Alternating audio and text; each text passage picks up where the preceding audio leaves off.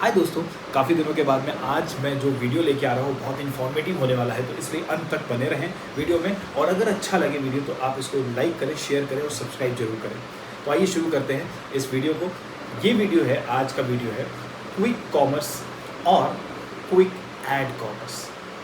क्योंकि आज के टाइम में अगर हम बात करें क्विक कॉमर्स की तो हमारे जहन में तीन ही कंपनियाँ आती हैं जो कि मार्केट शेयर सबसे ज़्यादा लेकर के बैठी हुई हैं। पहला है Zepto, Zomato, Blinkit and the third है आपका स्विगी, इंस्टामार्ट। ये तीन कंपनीज जो कि ई कॉमर्स में पहले कहा जाता था ई कॉमर्स, वो क्विक कॉमर्स में कन्वर्ट हुई बिकॉज ऑफ ज़ेप्टो। जब पैंडेमिक चल रहा था तो ज़ेप्टो ने अपना एक नया कंपनी स्टार्ट की ज़ेप्टो के नाम से, जिसमें ज़ेप्टो ने 10 मिनट डिलीवरी का सिस्टम स्टार्ट किया और डिस्टर्ब किया इस ई कॉमर्स की मार्केट को। जहाँ पे पहले लोगों को 30 मिनट से 1 घंटे में चीज़ें मिलती थी, वहाँ पर ज़ेप्टो का आने के बाद में 10 मिनट्स डिलीवरी स्टार्ट करने के बाद में पूरे मार्केट में चारों तरफ डिमांड बढ़ गई ज़ेप्टो की, जिसकी वजह से दूसरी कंपनी जैसे कि स्विगी, इंस्टामार्ट और ब्लिंकिट भी इस मॉडल की तरफ भागना शुरू किया। और इसके बाद स्विगी में इंस्टामार्ट ने 10 मिनट्स डिलीवरी स्टार्ट कर दी। इसके पीछे पीछे ब्लिंकिट ने भी अपनी 10 मिनट डिलीवरी स्टार्ट कर दी। इस तरह से क्विक कॉमर्स रेडी हुआ पूरे मार्केट के अंदर, जो कि आज कहीं ना कहीं बहुत तेज़ी से बढ़ता नज़र आ रहा है। अगर हम बात करें कस्टमर एक्विजिशन की, अब बात करते हैं कि ये क्विक कॉमर्स क्यों मैं कह रहा हूँ quick commerce, quick ad V S quick ad, क्योंकि क्विक एड रेवेन्यू बहुत इंपॉर्टेंट है इस क्विक कॉमर्स के इस पूरे रेवेन्यू मॉडल में। क्योंकि बिजनेस मॉडल कभी भी तभी सर्वाइव कर पाता है जब उसका रेवेन्यू मॉडल प्रॉपर है। क्योंकि इस क्विक कॉमर्स की कंपनीज में रेवेन्यू मॉडल जो होता है इनका थ्रू कंज्यूमर ही डायरेक्ट नहीं आता है। इनके पास में 2 और 3 डाइवर्सिफाई मॉडल्स होते हैं रेवेन्यू क्रिएट करने के, जिसमें से एक तो होता है डायरेक्ट कस्टमर एक्विजिशन के थ्रू आता है, जिसमें ये मार्जिन्स कमाते हैं जब ये कंपनीज के प्रोडक्ट को बेचते हैं और साथ में कस्टमर को डिलीवरी करते हैं। इसके बीच में इनका ये जो बेसिक बिजनेस मॉडल है वहाँ से ये मार्जिन के बेस पे रेवेन्यू कमाते हैं, जो कि बहुत ही लेस होता है स्टार्टिंग जब आप कोई भी ऐसा कोई कॉमर्स स्टार्ट करते हैं। उसका बहुत बड़ा रीज़न है क्योंकि एक्सपेंशन में बहुत सारे आपके कैश बर्न होते हैं। तो अब सबसे इंपॉर्टेंट होता है कैश बर्न क्यों हो रहे हैं, तो इसका सबसे बड़ा इंपॉर्टेंट इसका रीज़न है, एक तो कस्टमर एक्विजिशन के लिए और दूसरा अपने बिजनेस मॉडल को इंक्रीज़ करने के लिए, अपने बिजनेसेस की जो रेंज है उसको इंक्रीज़ करने के लिए यहाँ पे कैश बर्न होता है। क्योंकि जब आपका बिजनेस मॉडल एक्सेप्टेड हो गया मार्केट में तो आपके पास में कॉन्फिडेंस आ जाता है कि आप अब मार्केट में सर्वाइव कर सकते हैं। फिर दूसरा जो पार्ट आता है, इन्वेस्टर जब अपने पैसे लगाने शुरू करते हैं किसी बिजनेस में तो वो बिजनेस मॉडल को इंक्रीज़ करने के लिए पैसे लगाए जाते हैं, जिसमें इन्वेस्टर हमेशा फाउंडर एंड फाउंडर टीम के ऊपर एक प्रेशर डालता है कि आपको पैसे दे रहे हैं, इसको कैश बर्न करो। कैश को रखने के लिए पैसे नहीं दिए जा रहे हैं। कैश जितनी ज़्यादा जल्दी बर्न करोगे उतनी जल्दी तुम्हारा एक्सपेंशन होगा मार्केट में, और जितनी ज़्यादा एक्सपेंशन होगा उतनी जल्दी ही ये कंपनी जो है प्रॉफिटेबल बनेगी। ये कुल मिला करके हमारे क्विक कॉमर्स की बैकबोन होता है ये जो कैश बर्न होता है। तो यहाँ पर कैश बर्न तो हो रहा है, लेकिन जो मार्जिन आ रहा है बेसिक बिजनेस मॉडल से, वो रेवेन्यू मॉडल जो है वो बहुत ही कमज़ोर है। क्योंकि सारे के सारे पैसे जो हैं वो एक्स्ट्रा पैसे जो इन्वेस्टर्स के पैसे हैं वो कैश बर्न हो रहे हैं किसमें, बिजनेस मॉडल में, बिजनेस मॉडल को इंक्रीज़ करने में, बिजनेस को और अलग अलग सिटीज़ तक पहुँचाने में। तो अब इस बीच में कंपनी का सर्वाइवल कैसे होगा, इसके लिए दूसरा जो रेवेन्यू मॉडल है that is ad revenue model, जो कि बहुत बड़ा एक इम्पॉर्टेंट पार्ट है किसी भी क्विक कॉमर्स का। और जो तीसरा रेवेन्यू मॉडल होता है वो है डेटा। क्योंकि जिस तरह से क्विक कॉमर्स लोगों के घरों तक पहुंच रही है, लोगों के बारे में जान रही है, लोगों के परचेजिंग पावर को समझ रही है, इस तरह से उनके पास में एक बहुत ही बड़ा एक डेटा बैंक हो जाता है, जिसमें कस्टमर के बारे में कंपनीज ये समझ पाती हैं कि कस्टमर का परचेजिंग बिहेवियर क्या है, कस्टमर का इमोशंस क्या है, कस्टमर की टाइमिंग क्या है, ये सारी चीज़ें डेटा में इनके पास में होती हैं। तो ये 3 चीज़ें इनके लिए रेवेन्यू मॉडल बनकर तैयार होता है। अब हम बात करते हैं एड रेवेन्यू, क्योंकि हम इस वीडियो में एड रेवेन्यू को ही इंक्लूड कर रहे हैं कि किस तरह से एड रेवेन्यू कंट्रीब्यूट कर रहा है किसी भी क्विक कॉमर्स के रेवेन्यू मॉडल में। तो अगर हम बात करें एलारा कैपिटल की, एलारा कैपिटल कहती है कि करीब 3000 से 3500 करोड़ तक का एड रेवेन्यू जनरेट करती हैं 3 कंपनीज। मीन्स कि ऐड केवल ले करके अपने प्लेटफॉर्म पे 3000 से 3500 करोड़ तक का एड रेवेन्यू जनरेट कर चुकी हैं companies. Swiggy, Zepto and Blinkit की बात कर रहे हैं। और अगर हम बात करते हैं अमेज़ोन की, तो अमेज़ोन का जो एड रेवेन्यू रहा है 6700 करोड़ रहा है, जिसका जो कि काफ़ी पुरानी कंपनी है इंडिया के अंदर। और ये जो क्विक कॉमर्स है, ये भी 3 या 5 साल पुरानी कंपनीज है। तो काफ़ी हद तक अगर देखा जाए तो 6700 करोड़ अमेज़ोन का एड रेवेन्यू और इन तीनों का मिला के 3500 एड रेवेन्यू देखा जाए तो ये कहीं ना कहीं हाफ ऑफ द अमेज़ोन के एड रेवेन्यू तक पहुँच चुकी हैं इस वक्त। और जो कहा जाता है कि टोटल ई कॉमर्स का जो बेस यूज़र्स है वो 23 करोड़ है, और जिसमें अमेज़ोन, फ्लिपकार्ट और मीशो को हम इंक्लूड कर सकते हैं। लेकिन अगर देखा जाए कि क्विक कॉमर्स के जो परसेंटेज है वो 8% है, और टोटल ई कॉमर्स कंज्यूमर का 8% जो है वो कवर कर रखा है क्विक कॉमर्स है, स्विगी, जेप्टो एंड ब्लिंकिट ने मिलकर के। अब इसमें हम एड रेवेन्यू की बात कर लें, किसका कितना परसेंट है। 8% तो कवर कर रखा है मार्केट में, लेकिन इसमें एड रेवेन्यू का परसेंटेज जो है सबसे ज़्यादा जो है वो ब्लिंकिट का है। ब्लिंकिट ने करीब 45% एड रेवेन्यू जनरेट किया है इस पूरे 8% की मार्केट में। इसके बाद में जेप्टो आता है जिसने करीब 35% का एड रेवेन्यू जनरेट किया है। इसके बाद में इंस्टामार्ट आता है जो कि 20% का रेवेन्यू जनरेट कर रही है। अगर हम पूरा देखते हैं तो एड रेवेन्यू जो आज के टाइम में इन तीनों क्विक कॉमर्स का है वो कहीं ना कहीं अमेज़ोन का आधा तो पहुंच चुका है। अब आगे बढ़ते हैं और ये समझने की कोशिश करते हैं कि ये क्विक कॉमर्स कंपनीज क्यों एड रेवेन्यू की तरफ फोकस कर रही हैं। इस केस में हम देख सकते हैं कि पैंडेमिक में किस तरह से लोगों की हैबिट में आ गया ये क्विक कॉमर्स, कितने जल्दी इनके पास में सामान पहुंचे और किस तरह से ये लोग अपने घरों में उसका यूज़ कर पाए। अब बात करते हैं कि आखिर में ये जो कंपनीज़ हैं, क्विक कॉमर्स कंपनीज़ हैं, वो क्विक ऐड की तरफ क्यों भाग रही है, क्विक ऐड रेवेन्यू की तरफ क्यों भाग रही है। जैसा कि मैंने आपको बताया किस तरह का ऐड रेवेन्यू जनरेट हो रहा है इन क्विक कॉमर्स के लिए, तो इसलिए भी एक रीज़न है कि क्विक कॉमर्स जो है वो ऐड रेवेन्यू की तरफ इसलिए भी भाग रही है कि काफ़ी कुछ रेवेन्यू जो है, काफ़ी अच्छा परसेंटेज रेवेन्यू का वो क्विक कॉमर्स को यहाँ पे उनके रेवेन्यू मॉडल में सपोर्ट कर रहा है। दूसरी चीज़ अगर हम बात करें इन तीन कंपनी की, वो पिछले साल करीब 8,500 करोड़ का रेवेन्यू जनरेट किया हमने, और पिछले 2 साल की बात करें, पिछले 2 साल में करीब 280% से इंक्रीज़ हुआ market share in quick commerce companies का। और अगर हम बात करते हैं ऐड रेवेन्यूज़ की, तो ऐड रेवेन्यूज़ जो है इन कंपनीज़ के अंदर इन कंपनीज़ के प्लेटफॉर्म पे, क्विक कॉमर्स के प्लेटफॉर्म पे जो ऐड रेवेन्यूज़ होते हैं वो 2 तरह के होते हैं, जिसमें से एक होता है ट्रांजैक्शनल ऐड और दूसरा होता है प्रमोशनल एड्स। तो ट्रांजैक्शन ऐड सबसे ज़्यादा इंपॉर्टेंट माना जाता है, जिसके अंतर्गत FMCGs कंपनी होती हैं, या फिर जैसे हम स्विगी की बात कर लें या जेप्टो की बात कर लें, ब्लिंकिट की बात कर लें, इसके बीच में एक बैनर बीच में आता है, उसमें से एक ऐड होता है जो कि आपको जैसे मिल्क का ऐड आएगा, अमूल मिल्क, और आपको पूरे सर्च में नहीं कहीं आपको याद आया कि अमूल मिल्क आपको चाहिए, लेकिन उस बैनर में आपने देखा और आपने उस पर क्लिक किया। जैसे ही आप उस पर क्लिक करते हैं तो वो जो ऐड दिख रहा है वो आपको ले जाता है परचेज वाले पेज पे, जहाँ पर आप क्वांटिटी लिखते हैं और उसको भी ऑर्डर कर देते हैं, आपके पास में प्रोडक्ट पहुँच जाता है। तो that ad is called as transactional ad. इन ट्रांजेक्शनल ऐड को हम कहते हैं एंडेमिक ऐड। ये याद रखिए, ये एंडेमिक ऐड की कैटेगरी में आता है।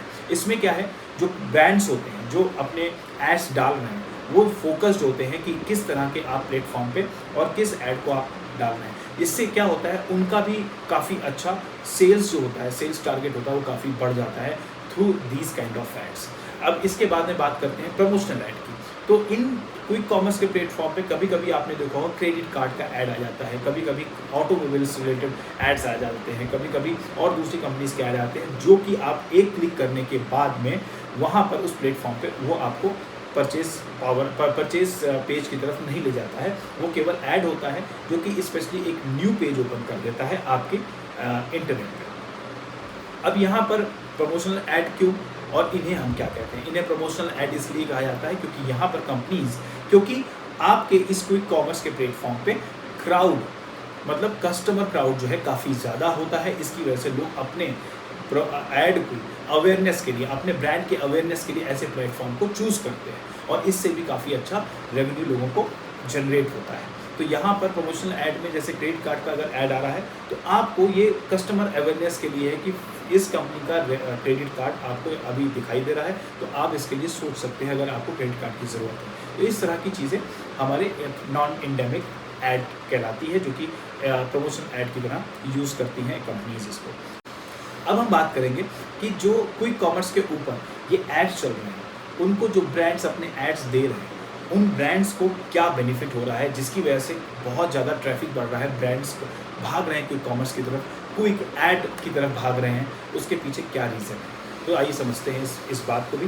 जैसा कि आपको पता होगा कि टीवी, प्रिंट एंड बिलबोर्ड भी एक तरह के एडवर्टीजमेंट के एक टूल है, जिसके अंतर्गत पहले कंपनीज टीवी पे ऐड करती थी, क्योंकि वहाँ पे कस्टमर्स बहुत ज़्यादा रहते हैं। तो ये टीवी पे आपको एक अवेयरनेस देता है, उसके बेस पे प्रिंट मीडिया के थ्रू अगर आप जाते हैं तो न्यूज़पेपर में या किसी मैगजीन्स में आप देखते हैं तो उसमें आपको ऐड आता है, उसमें भी आपको एक आइडिया मिलता है कस्टमर को, ये हमारा परचेजिंग अगर करना है तो हम इस ब्रांड के साथ जाएंगे। ऐसे ही बिलबोर्ड्स के ऊपर आप देखते होंगे।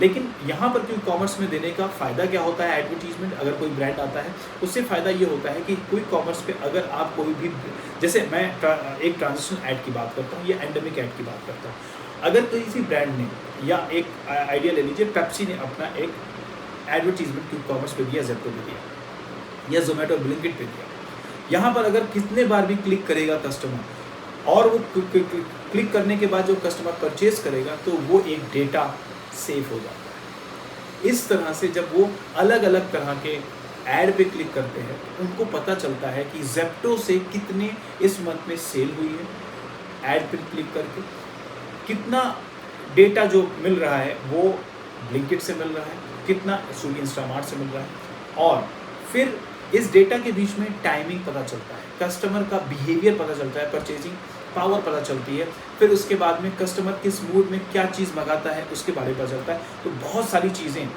एक ब्रांड के पास में निकल के सामने आ जाती है एक डेटा मैट्रिक्स के लिए। ये डेटा मैट्रिक्स किसी भी ब्रांड को हेल्प करती है कि अगली बार जब वो अपना ऐड डिज़ाइन करेंगे तो वो कस्टमर को क्या सामने रखना चाहते हैं, क्या प्रमोट करना चाहते हैं प्रोडक्ट, वो उसके अकॉर्डिंग, डेटा के अकॉर्डिंग वो वहाँ पर प्रमोट करते हैं।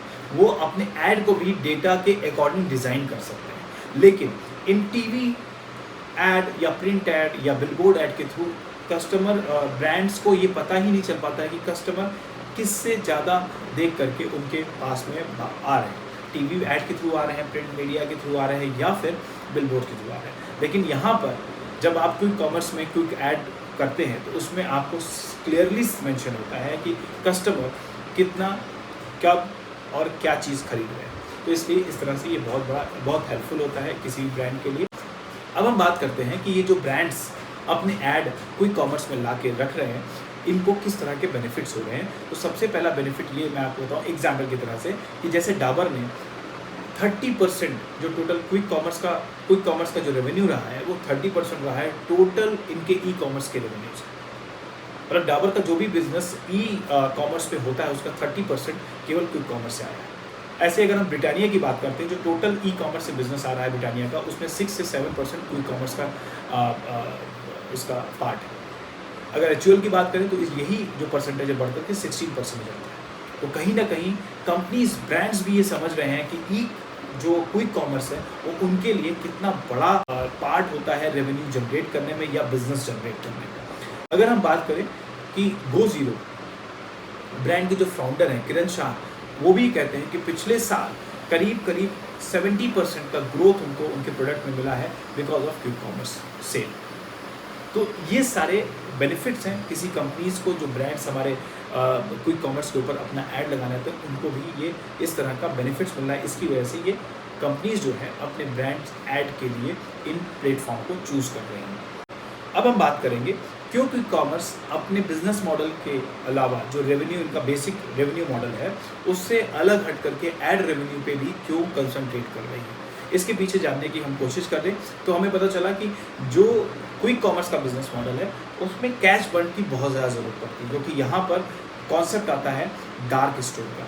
डार्क स्टोर किसे कहते हैं? डार्क स्टोर एक ऐसा स्टोर इन कंपनीज के अंदर कहा जाता है, इस बिजनेस मॉडल में कहा जाता है, जहाँ पर कोई वॉक इन कस्टमर नहीं जाता है, वहाँ पे वॉक इन कोई कस्टमर को सेल नहीं किया जाता है। यहाँ पर ऐसे छोटे स्टोर्स पे खाली प्रोडक्ट्स रखे होते हैं, वहाँ पर डिलीवरी बॉय जाता है जिसके लिए एक आदमी अंदर वो पैक करता है, एज़ पर द ऑर्डर वो पैकिंग करेगा और उसके बाद डिलीवरी बॉय को देगा। डिलीवरी बॉय उस पैकेट को उठा करके डिलीवर करता है कस्टमर।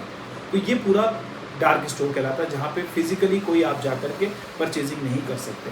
तो ये डार्क स्टोर एक बहुत बड़ा चैलेंज है क्विक कॉमर्स कंपनीज़ के लिए। वहाँ पर बात आती है, जितना ज़्यादा आपका डार्क स्टोर होगा उतनी ही ज़्यादा आपकी रीच होगी कस्टमर के एरिया तक, और उतना ही बड़ा आपका जो बिजनेस एरिया होगा वो बढ़ जाएगा। तो यहाँ पे बहुत बड़ा चैलेंज है कि कितने जल्दी अपने अपने डार्क स्टोर को बढ़ा रहे हैं लोग, या टारगेट बना रहे हैं कितने ज़्यादा डार्क स्टोर बनाए जाए। अब इसमें जब डार्क स्टोर की बात करें तो डार्क स्टोर बनाने के लिए कि किस कंपनी ने कैश बर्न किया। अगर दीपेंद्र गोयल जी, जो कि ज़ोमैटो के CEO हैं, ज़ोमैटो के फाउंडर हैं, उन्होंने कहा कि कंपनीज जो है 5000 करोड़ पर क्वार्टर कैश बर्न कर रही हैं इस क्विक कॉमर्स को बनाने के लिए या फिर उसको इंक्रीज करने के लिए, जिसमें से करीब करीब half of this total cash burn केवल जेप्टो कर रहा है। इसके बाद में अगर हम कैश बर्न की बात देखते हैं तो सबसे ज़्यादा जो कैश बर्न क्विक कॉमर्स में कर रहा है तो वो है जेप्टो, जो कि करीब करीब 1200 करोड़ पर क्वार्टर कर रहा है, जिसका मतलब हुआ 400 crore per month Zepto cash burn कर रहा है अपने बिजनेस मॉडल को बढ़ाने के लिए। इसके बाद आता है स्विगी इंस्टामार्ट, जो कि करीब 150 crore per month cash burn कर रहा है। इसके सबसे लास्ट में आता है ज़ोमैटो, जो कि करीब 35 करोड़, सबसे कम जो कैश बर्न कर रहा है वो है ज़ोमैटो, जो 35 crore per month cash burn कर रहा है।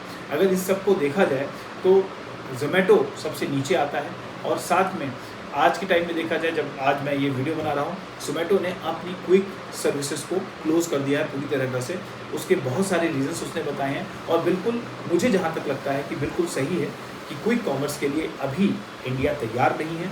यहाँ का इंफ्रास्ट्रक्चर अभी उतना रेडी नहीं है जिसमें आप 10 मिनट डिलीवरी कर पाए, क्योंकि उसके लिए बहुत सारे चैलेंजेस हैं। आपको ज़्यादा से ज़्यादा डार्क स्टोर होने चाहिए, आपको आपका जो इंफ्रास्ट्रक्चर होना चाहिए वो बहुत ही परफेक्ट होना चाहिए, जैसे कि ट्रैफिक का इश्यूज़ नहीं होना चाहिए, या फिर आपका जो व्हीकल यूज़ कर रहा है वो व्हीकल आपका प्रॉपर होना चाहिए, उसके ऊपर फुल कंट्रोल होना चाहिए। ये सारी चीज़ें उसके अंदर आती हैं, जिसकी वजह से ज़ोमैटो ने ये सारे रीज़न बताते हुए अपने 10 मिनट्स डिलीवरी को अभी फ़िलहाल के लिए बंद कर रखा है। ब्लूमवेचर के अकॉर्डिंग क्विक कॉमर्स का FY 3031 तक, मीन्स फाइनेंशियल ईयर 31 तक जो इनके यूज़र्स बेस होंगे वो करीब 128 मिलियन यूज़र्स बेस बनने के चांसेस दिखते हैं क्विक कॉमर्स के। अब अगर हम बात करें चैलेंजेस की, तो इन क्विक कॉमर्स कंपनी के लिए सबसे बड़े चैलेंजेस क्या हैं? तो पहला चैलेंज मैंने आपको बताया कि डार्क स्टोर कितने ज़्यादा ये लोग ओपन करें जिससे कि इनकी रीच मैक्सिमम कस्टमर तक हो सके, तो ये एक बहुत बड़ा चैलेंज है जिसमें कैश बर्न की बहुत ज़्यादा ज़रूरत पड़ती है। दूसरा चैलेंज है कि जो मार्केट में पहले से ई कॉमर्स कंपनीज रन कर रहे हैं, जैसे कि अमेजोन हो गया, फ्लिपकार्ट हो गया, रिलायंस हो गया, और दूसरी कंपनीज जो कि कैश रिच कंपनीज हैं, अगर इन्होंने शिफ्ट होना शुरू किया क्विक कॉमर्स की तरफ फ्रॉम ई कॉमर्स, तो कहीं ना कहीं इन कंपनीज को बहुत बड़ा सर्वाइवल प्रॉब्लम इशू हो जाएगा। और इसी के चलते आज की डेट में कंपनीज अपने रेवेन्यू मॉडल्स को डाइवर्सिफाई कर रही हैं, एड रेवेन्यू की तरफ जा रही हैं, साथ में डेटा बैंक रेवेन्यू की तरफ जा रही हैं। इन सब में भी अपने आप को एक्सपोज कर रही हैं, क्योंकि जिस तरह से बताया जाता है कि अमेजोन या फिर रिलायंस या फिर और दूसरी कंपनीज अगर अपने जो कि कैश रिच कंपनीज हैं, उन्होंने अगर कोई कॉमर्स शुरू किया तो बहुत तेज़ी से वो कैश बंद कर सकती हैं, बहुत तेज़ी से, जैसे कि उनका डिस्ट्रीब्यूशन सिस्टम बहुत अच्छा है, तो बहुत तेज़ी से वो अपना खुद का डार्क स्टोर भी रेडी कर सकती हैं with in a very less time. और वहाँ पर जो कंपनीज जो न्यू ई कॉमर्स हैं, जो क्विक कॉमर्स हैं, वो जो स्ट्रगल कर रहे हैं बहुत ज़्यादा तक अपनी रीच पहुँचाने की, बहुत कॉर्नर इंडिया के अलग अलग कॉर्नर तक पहुँचने की कोशिश कर रहे हैं, उनको फिर और मुश्किल होगा मार्केट शेयर कैप्चर करने में। तो ये एक सबसे बड़ा चैलेंज है। इसके लिए कंपनीज जो हैं एड रेवेन्यू की तरफ दौड़ रही हैं। अगर मैं बात करूं डार्क स्टोर की, इसी वजह से जो ब्लिंकिट है उसने टारगेट किया करीब 2000 डार्क स्टोर खोलने का विद इन नेक्स्ट ईयर। ऐसे ही टारगेट जेप्टो ने किया है 1200 स्टोर खोलने का, और साथ में इंस्टामार्ट ने जो टारगेट किया है 1046 स्टोर्स डार्क स्टोर्स ओपन करने के लिए। अब देखना ये है कि ये सारे सर्वाइवल में ये आगे बढ़ पाते हैं नहीं बढ़ पाते हैं क्विक कॉमर्स, और क्विक कॉमर्स का मार्केट आने वाले समय में क्या होगा ये देखना बहुत ही दिलचस्प होगा। क्यों? क्योंकि क्या होता है कि जिस तरह से ये पूरा टोटल सिस्टम या ये बिज़नेस चलाया जा रहा है, ये पूरा का पूरा बिज़नेस इन्वेस्टर के जो इन्वेस्टमेंट है उसके ऊपर चल रहा है, और धीरे धीरे कंपनी ये कैश बर्न कर करके लोगों तक कुछ तरह से पहुंच करके लॉस मेकिंग कंपनी होते हुए भी फिर ये कंपनीज जाती हैं कहाँ पर, आईपीओ के लिए। आईपीओ में एक दूसरे रास्ते के थ्रू ये आईपीओ लॉन्च करती है। फिर ये कंपनीज जो इन्वेस्टर का पैसा कैश बर्न कर रही थी, वो जो कस्टमर्स हैं, कंज्यूमर्स हैं, उनके पैसे इनडायरेक्टली स्टॉक मार्केट के थ्रू ये लेना शुरू करती हैं। फिर उसको ये अपने बिजनेस मॉडल में या बिजनेस इंक्रीज करने के अंदर लगाती हैं, जहाँ पर ये कैश बर्न करना शुरू करती हैं। तो ये देखना बहुत इंपॉर्टेंट होगा कि क्या ये एक जो मकड़ी का जाल जैसा बनाया हुआ है इस बिजनेस मॉडल को, क्या ये कभी प्रॉफिटेबल हो पाएगा। ऐसा ही कुछ हम बहुत पहले अमेज़ोन के बारे में बोलते थे, लेकिन अमेज़ोन की रीच ऑल ओवर वर्ल्ड में हुई तब जाके उनकी प्रॉफिटेबिलिटी दिखना शुरू हुई है। और वो कितना प्रॉफिटेबल है ये सिर्फ पेपर पे दिखता है, सामने कोई नहीं कुछ कह सकता है। लेकिन जहाँ तक ये दिख रहा है कि ये companies Zomato, Zepto, Blinkit, Swiggy, ये सारी की सारी कंपनीज जो सामने पेपर पे भी लॉस मेकिंग कंपनी दिख रही हैं, और लॉस ऐसा नहीं कि 200-300 करोड़, इस 1000 करोड़ में लॉसेस जो दिख रहे हैं, ये कहाँ तक सर्वाइवल में जाएगा, कहाँ तक आगे जाएंगे, अब ये आगे फ्यूचर ही बताएगा। अगर ये वीडियो आपको इन्फॉर्मेटिव लगा, अच्छा लगा, तो प्लीज़ आप शेयर करें, लाइक करें और सब्सक्राइब जरूर। Thank you very much.